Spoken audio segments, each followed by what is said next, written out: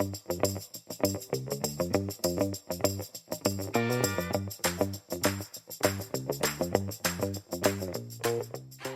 everyone, and welcome to Peter and Debra are doing a podcast. We've been off for the last couple of weeks, so it feels very strange to be back with my lovely pals again. Peter, my mate, and Justin, our podcast producer, also now a mate, of course. Justin, José. Oh, my goodness, I'm not starting off well, am I? José. I thought we got a new producer for a minute there. I began with the J, what can I say? Yeah. Anyway, how have you been, Peter? Yeah, I'm okay. Thanks. Slightly under the weather. I think I'm up and down to London so much at the moment. I've picked up some bug and brought it back with me, which means I cough all through the night and then I'm tired all through the day. But otherwise, not too bad. I've got to go and give a eulogy at an event tomorrow, a memorial, which is, I mean, there are very few skills I continue to contribute to the family. Filling the car up with petrol, putting the bins out. I'm starting to sound like Theresa May now. She had sort of men's jobs and women's jobs, didn't she? But the other one is making speeches at family occasions. So I've got that to look forward to tomorrow. Well, you know, it's a celebration of someone's life, and they're quite fun to pull together. And in relation to this particular one, I got an absolutely fascinating letter that his school wrote to his father in 1971, which captures the essence of his character. So I'm going to organise my remarks around this letter. The only extraordinary thing about this letter is that this very humble, self-effacing man kept the letter. But my mother-in-law, because it was her partner who's passed away, she says she doesn't think that he consciously kept the letter. She thinks her father kept the letter, and it was tucked away in all his stuff, which he never really went through. Aww. So there we are. How so lovely. That's tomorrow. Yeah, I wouldn't have any records. But Peter, before we carry on with the podcast, I simply have to ask you about your lovely Bertie. So your son Bertie, I saw him on Good Morning this morning on ITV being interviewed about the TV show that he's been in, and I have to say he came across so well. He was so articulate, so honest, so humble, and so funny, and I felt so proud of him being there. But of course, this came as a complete surprise to me. So, are you able to tell me? Well, it came, it came as a complete surprise to us midway through last year that he had applied for and been successful to go on this Channel 4 program called Virgin Island, which has to be seen to be believed, where young people who are anxious about relationships, physical and emotional, are helped to overcome their fears on a tropical island with therapists up to and including sex therapists. It's not everyone's cup of tea. He had made us watch the first series rather against our will, and actually it's an extremely compassionate program. It's not a competition. It's taking young people on a journey. So he was missing from our lives for a month last year, and we've been kind of dreading what's going to happen. Well, he has embraced it, and some, to the point of essentially being the face of the program. So there've been trailers for the last 2 or 3 weeks with Bertie announcing to the country that he's a grade A virgin, and then talking about his situation. Firstly on This Morning with Ben Shepherd and Kat Deely, and subsequently on 2 nights this week. He features pretty heavily, actually. There are 8 programs, and the first 2 have been broadcast, and he features pretty heavily in both of these. The first one of which I had to watch with my mother-in-law, which was very uncomfortable. I mean, almost as uncomfortable as watching it with Bertie. But there we are. He has had a lot of positive feedback from people saying, you are extraordinarily brave to be doing this. I mean, it takes a certain sort of person to have these anxieties, but decide you want to overcome them by being filmed in front of the nation. It's certainly not what I would choose to do. But there we are. We're 2 programs into an 8-program series, watching from behind the sofa through our fingers. And we know it must have a happy ending because he came back saying that it was the best month of his life, and he's made friends with all the other young people. I think I said on an earlier podcast that he'd gone away for the weekend with some new friends that he'd met, and I couldn't say much more about it. And that was the 12 of them who are on this program. So they formed that, irrespective of what happens on their personal journey, they filmed a bit of a bond with one another, and you see some of that starting to occur in the first program as well. Well, I'm not sure I could watch it, Peter, because I would feel a bit like a peeping Tom, to be honest. But I just thought Bertie came across so incredibly well. It was like, as I said, I was super proud of him as if he was mine. You know what I mean? It's like, Oh, thank. Well, I'll pass that on. Yeah, please do, because he was absolutely brilliant. So apart from hiding behind the sofa to watch your son on telly, Peter, what else have you been up to? Well, last week I spent half the week at Wilton Park, which is a sort of Foreign Office-y type conference centre where a great big conversation had been convened with industry, civil society, government to talk about children and artificial intelligence. And the second half of the week I spent in Oxford, in and around the Skoll Conference. So listeners might not know what that is, Peter. So Skoll Conference is a huge kind of global gathering of trusts, foundations, philanthropists, entrepreneurs, civil society. It's like kind of Davos for civil society. I mean, in many respects, very, very rich people come together in an extremely privileged setting, and the tickets for the kind of core Skoll Conference are extremely hard to get hold of, and you get to hear from Richard Gere or Bono or these sorts of people, and they're very kind of precious about the whole thing. But a bit like the Edinburgh Festival, there's a kind of fringe festival that goes on around it with all sorts of events where funders and charities present interesting bits of work that they're up to and engaged in. And the theme, it was mostly about the environment and global issues, but there were bits and pieces around mental health. So we're wearing a Five Rights Foundation hat. I was kind of wandering around the fringes of this event, seeing who I could spot, joining some events, met a few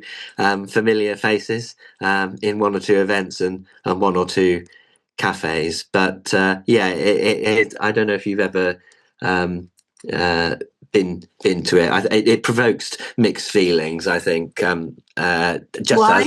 I think a bit like Davos. You have to have a certain amount of money and a contact book to get into the heart of it, whereas the fringe and stuff that goes on around it is more interesting. But to get a hotel room in Oxford is incredibly difficult, even for that week. I mean, I stayed in the Easy Hotel on the Ring Road, and never again. I mean, inflated, and I'm not fussy particularly about having a sort of bed for the night, but the inflated prices and everything. I think I would rather just pop up for the day or 2 days and listen to some interesting presentations. It's a bit like going to a party conference, I suppose, as well. But what's which again have been, though, Peter? I mean, and what comes out of it? Like, what does it achieve? Well, it showcases and connects problems with people. So there's been a focus on youth in the past. There was a focus on the environment this time round, but it confronts people who have money with problems and organizations that might be able to solve them. So it's a kind of celebration and opportunity of understanding what philanthropy can do for the world. So, I think you and I are temperamentally excited about that, but also you can't help a little bit think, these are such big problems that expecting a few random charities and organisations to sort them out when there are governments and very, very powerful and rich people that should be fronting up to the reason why we have a lot of these problems. But that's charity, isn't it? To some extent. That it's so interesting you say that, because I wrote an article for Third Sector, which was published last week, and obviously it's on our DSC website as well, about the weird sort of duality of charity work, and that we can be both proud and deeply ashamed at the very same time. Like, really proud that there are people who come together to provide food for others, and deeply ashamed that we actually have to do that. Deeply proud that we have domestic abuse services that can be so effective and so life-saving, but deeply ashamed that there's even a need for that. And I think there's something about that, isn't that we live in this, and we sort of touched on it before, this kind of dual moral dilemma. But my point was exactly about it's never money that solves the problem. You have to look at the system. You have to look at the way in which society, and our society in the UK, operates, and what we value and what we don't value. And I think far too many people think, we just need more money and that'll solve it. And that's clearly not the case. I would say to charities, our jobs are tough because the work is tough, not because we're not good at our jobs. And we're dealing with some of the most intractable issues of human society and human behaviour, that if money could have solved it, it would have done years ago. And so if we're exhausted and knackered and frustrated, that's completely understandable, because that is the work that we do.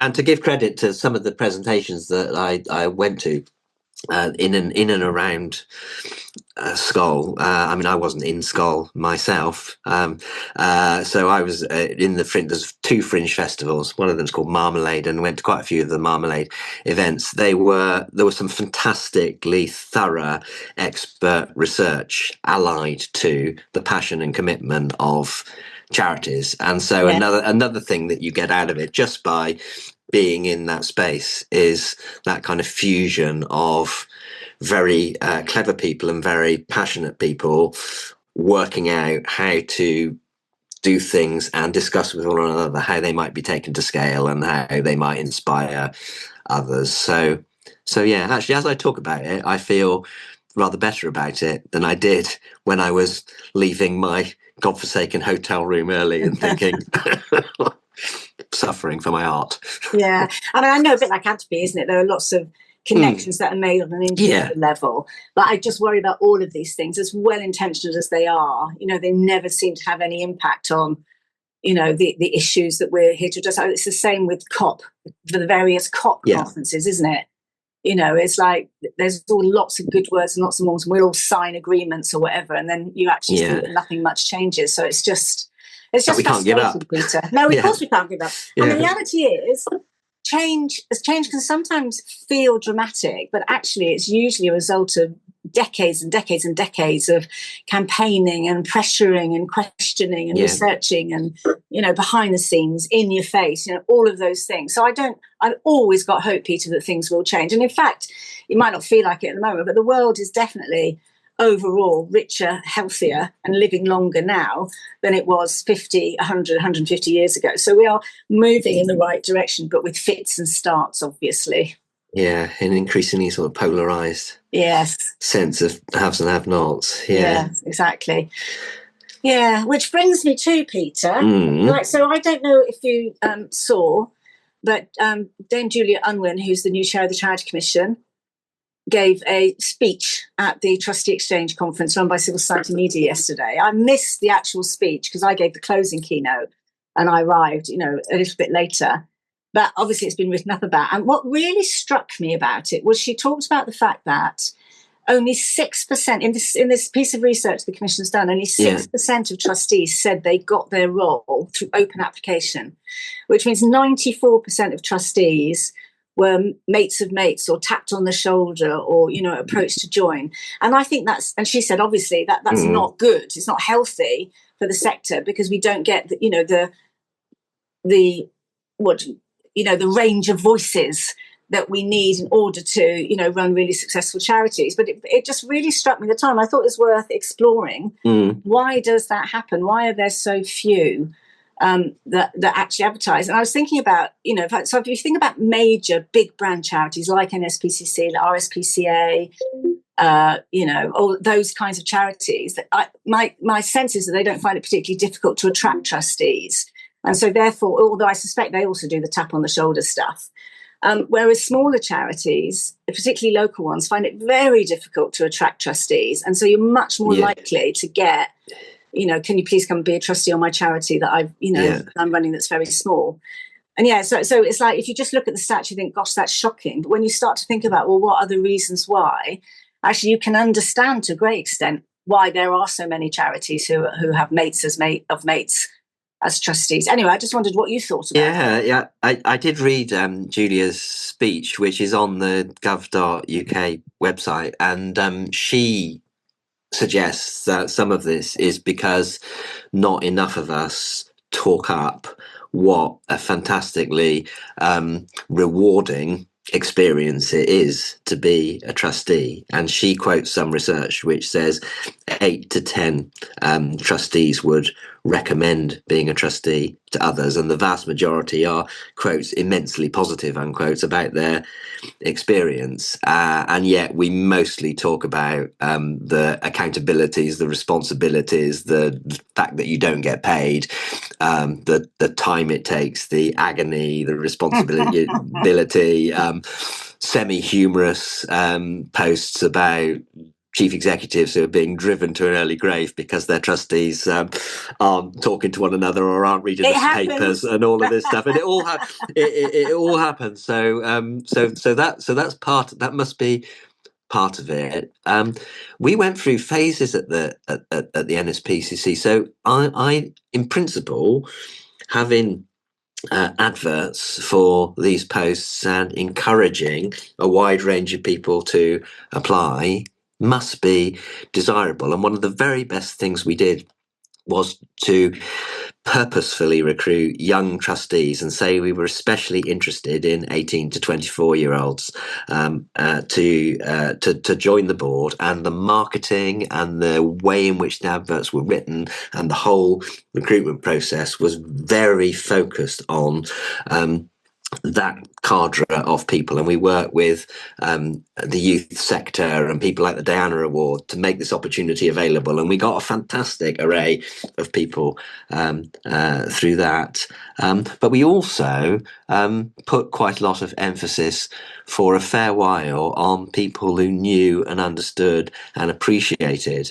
the charity, the NSPCC, and had put a lot of time and effort into being a part of the governance anyway. So if you had been the chair of the NSPCC's finance committee or a member of the NSPCC's finance committee, and a vacancy came up on the board that required financial expertise, it would, in some ways, it's absolutely appropriate to have a competition, but in other ways, you've got someone there who is being groomed and growing into the role, and if they don't get it, then their nose is potentially put out of joint. They feel like they failed in a competition, and we did consciously move away from that kind of evolution of people from smaller roles in the charity up to and onto the board, and tried to. Part of the problem was that there was this sort of hierarchy thing that the best thing you could possibly be was a board trustee, and it's just not true. There are so many things you can do for big charities that don't require you to sit in these godforsaken meetings. More exciting and interesting things to do than reading board papers and talking about, the reserves policy. And play to people's strengths. So, but that, I think, is another reason that, that to some other people is tapping on the shoulder. The insiders are getting the role. So then we started opening it out, and the consequence of that is you get skilled, if in these big charities that do have a market for from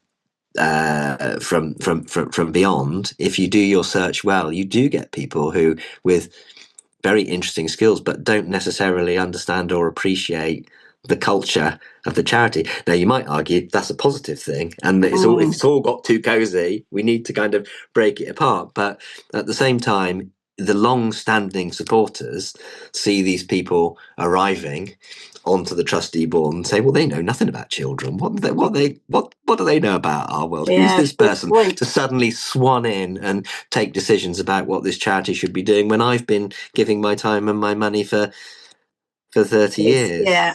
Yeah.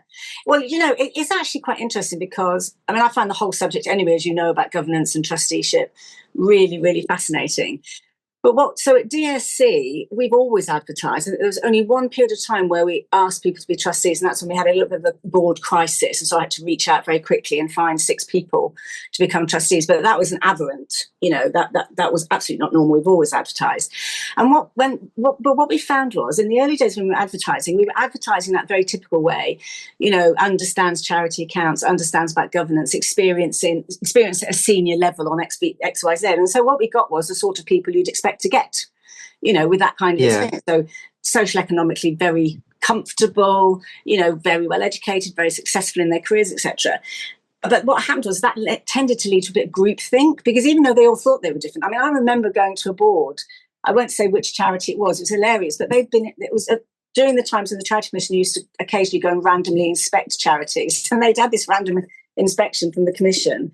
And the report had come back that said their board wasn't diverse enough. And so the chief executive said, Deborah, please, my board have gone mad about this. Please, can you come and do a session about governance and, talk about this being diverse? And it was really funny because I went into this room and saw these people. It was a mixture of men and women, all white, I have to say. But I can remember they were saying it's absolutely outrageous, to say we're not diverse. So I remember saying to the chair, okay, so help me to understand the diversity of the board. Tell me about the board.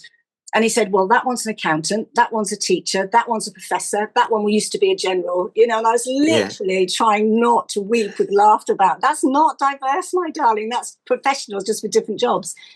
But what we did at DSC was completely change the way we advertise. So we said, you don't have to have any experience in anything, you don't need to understand about charity accounts. What you have to do is you have to care about charities in the sector that we work in. And, if you have any kind of interest in, for example, digital. So we didn't say you've led a big digital team. And we just said, have you got an interest in it?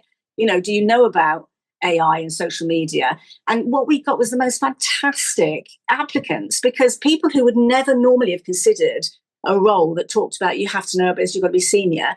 And so, we attracted a great range of candidates, some young people who didn't have any of that senior sort of work experience, but nonetheless, because we'd framed it right. And I think a lot of it is to do with we don't frame our adverts in the right sort of way. We have this stuck in our minds as trustees that we've got to have big, senior, important people and they're the only ones who can be good trustees. But it's absolute rubbish. It's not true at all. And some of the best trustees I've come across have had very little experience, been quite young, but have really good questions. Yes. And really good appreciation of the work of charities and a really strong set of values. So I think it's not necessarily deliberately self-inflicted that we struggle to get trustees. I think if we simply change the way in which we think about it. And also, people say we want a more diverse board, but they don't actively go and try and find people from a diverse background. They say we'd like more people of, Asian heritage to sit on our board, and then they advertise it in the FT, or do you know what I mean? Instead of going to, I always say to DSC, if you want people from a particular community, go to that community and advertise, advertise it on, Bangadar, whatever it's called, which is the Bangladeshi radio station. If you want people from that background, go to the places where people are. So I think it's not just about laziness. I think it's about habit of thought and habit of how we think, what trustees need to be. But then linked to that is this issue of, because a lot of it is about local charities who do tend to struggle for trustees very often. Yeah. But it's also linked to tenure. Because I know that there's sort of a wavy thing that says you need to have fixed terms for trustees on boards, otherwise you end up with people there for 30 years. And that's kind of the received wisdom at the moment. But I actually see it very, very differently. I think, I understand why we want that. And it's mostly chief execs who want it because they don't want to be stuck with a really crap chair who they don't get on with. It's trying to. But there's also something about refreshing the board. But actually, if you take a small local charity, that's very reliant on the local community, and there happens to be one rich person in the village who is a trustee, you don't want to kick them off your board after 7 years just because the terms say. You want to keep them engaged and involved and, you know, helping to support you and helping to fund you. Ditto, there's a small charity I know of that deals with a particular child head issue. Yeah. Encephalitis, I think it is. But anyway, they've got the one and only expert clinician on their board in the UK because it's a very rare disease. They don't want to boot that person off their board just because tenure's run out. So I think we have to be more sophisticated. We tend to have these blanket, no more than 7 years, no more than... I think we need to be much, much more creative about how we get movement on our boards and creep. So my board, we've just been through a whole new round of recruitment, and we'll be announcing who our new trustees are shortly. But we have a mix of people who've been there for about 11, 12, 13 years, and a mix of people who've only just joined, and a cross between. And at one point, a couple of years ago, our youngest board member was 21 and our oldest was 75 at the time, I think. Yeah. So, you know, and that's all about changing our thinking about who makes a good trustee. And it's actually not necessarily seniority, big professional background, or wealth. It's the responsibility of the chair, is it not, to, you know, appraise and engage each of the trustees to help understand their motivation and how they're feeling and the journey they're on and the contribution that they're making. So in the context of your remarks there, that's a way of judging the relative and respective contributions, I guess, in a slightly more sophisticated way than absolute amounts of time. But you can see how people might get anxious. So the example of the very rich person in the village, if they are not, if what they have is money, but what they don't have are the kind of values and behaviors and views about impact, the difference that's being made aligned with the charity, then is it there at risk of becoming their plaything? Who compromises? Yeah, you know? Exactly. And these are the balances we have to make, don't we, as chairs and trustees and chief executives about, you know, you can say that person isn't right and lose the money, and then the charity closes because without that person's input, there wasn't any money to be had. So you know, I think that we very often paint these issues as being black and white, whereas actually they're so much more nuanced and complex. And I think, you know, a general principle of make sure you refresh your board, you know, so not every one of your trustees has been there since since God created the universe, whatever, you know, but that you have a mixture of long-term and also completely rethink about who are the most valuable people. Because actually, you know, the marketing director of Marks and Spencer's is highly unlikely to be able to turn up to every meeting. Whereas the person who's in charge of marketing in the local supermarket, you know, the junior marketing officer might actually be a fantastic trustee, you know, with a lot of good and useful information. So I think we have to get over this.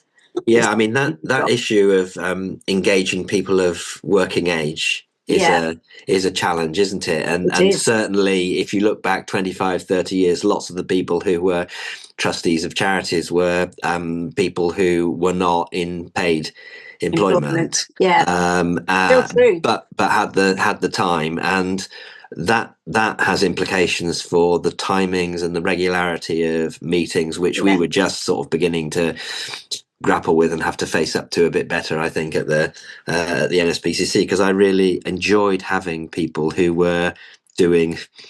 I mean, there are people with wisdom, who are beyond full-time work, but there are plenty of people who are in full-time work that are really, also, as a CEO, wisdom. You want people who are kind of, so that's an issue, isn't it?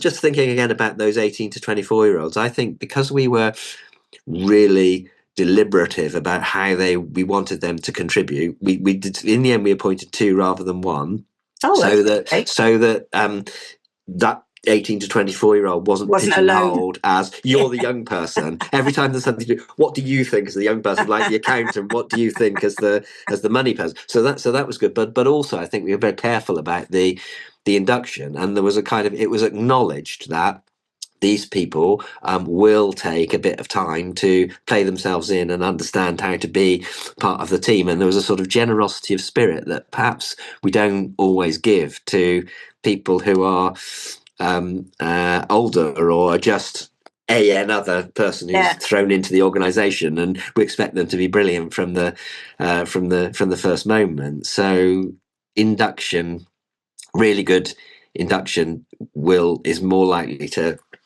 And it's also the assumptions we make about age as well, isn't it? I mean, one of the most creative, open-minded, innovative people I've ever worked with is a chap called Luke Fitzherbert, who works at DSE and was, been in there for absolutely decades. And he was in his 70s, but he was constantly thinking about new things, coming up with new ideas. I've met young people in their early 20s who are real stick in the muds, who are not at all innovative or creative or, questioning. So I think we've got to be really careful about, assigning like young people are going to be lively and interested, and because they're not all, or the old. It's like somebody made this point about technology. Did we cover this before, Peter? I can't remember. But somebody said, like, we have this habit of saying, like, older people struggle with new technology. And I'm sure I read it somewhere where somebody said that's absolute nonsense. Our generation is a generation that's had to adapt to new technology all of the time. When you and I were young, there were fax machines and telexes and things like that. We've like constant iteration. So if there was a generation that's used to adapting to big changes in technology, it's ours. So I think that's the other thing we've got to do as well, is stop making assumptions about what attributes bring value. But the attributes attached to types of people, instead of thinking we want someone creative and they could be 70, they could be 17. Well, 18 actually, because you can't be a trustee if you're under 18. Well, the time has flown again. And, I was going to ask you, we've heard about Julia Unwin's keynote at the beginning, but you said you delivered the keynote at the end. And it seems, I think our listeners deserve to hear at least what were one or two of the kind of messages you were trying to convey in your keynote, and then we better finish. Yeah, well, it was about governance, obviously. It was about board behaviour, was supposed to be about. And Peter, I've got to tell you, I do this all the time. I'm famous for it. Every time I give a speech, I write the speech, I write it out in full, and I rehearse it and I rehearse it and rehearse it. Yet when I arrive at the venue, I never end up delivering the speech I've written, because halfway through me saying something pops into my head. Or as I've gone up, I've bumped into somebody who said, "Oh, had you heard about so and so and so and so?" And then I end up, and it was a bit of a nightmare in some ways, because Penny Wilson was chairing it, and she had this like old-fashioned method of sticking a card in front of you about how long. I mean, I've not had that for years. Normally, you're left to fend for yourself. But anyway, so she had like the 10 minutes and 5 minutes. And anyway, it got to the point, and I was thinking, I was on page 3 of my speech, and I had 11 pages. And she held up this placard saying, "You've got 10 minutes left to go." But of course, I got completely thrown by this, and like immediately said, "Oh shit, I've only got 10 minutes left to go, and I'm only on page 3." Basically saying it in my head out loud. Luckily, the audience found it very, very funny, but it did mean that I didn't actually get through half the stuff I wanted to talk about, actually. But I think I got away with it. Yeah, and they were a lovely audience. You've dissembled again. Then we still haven't heard what you said. We've heard the situation you found yourself in. But maybe next week. Maybe we'll come next back week. To it. Yeah, I'll have to fish out. In fact, I can tell you what I was supposed to say, Peter, because I've still got the speech. What I actually said, I can't remember now. Oh, right. Well, hold on to it, because I say we're out of time, and I need to go and write down this eulogy and hopefully not throw it away tomorrow. Well, good luck tomorrow. Thank you very much. Yeah, good to see you. Next week. All right. Thanks. Okay. Bye. Bye.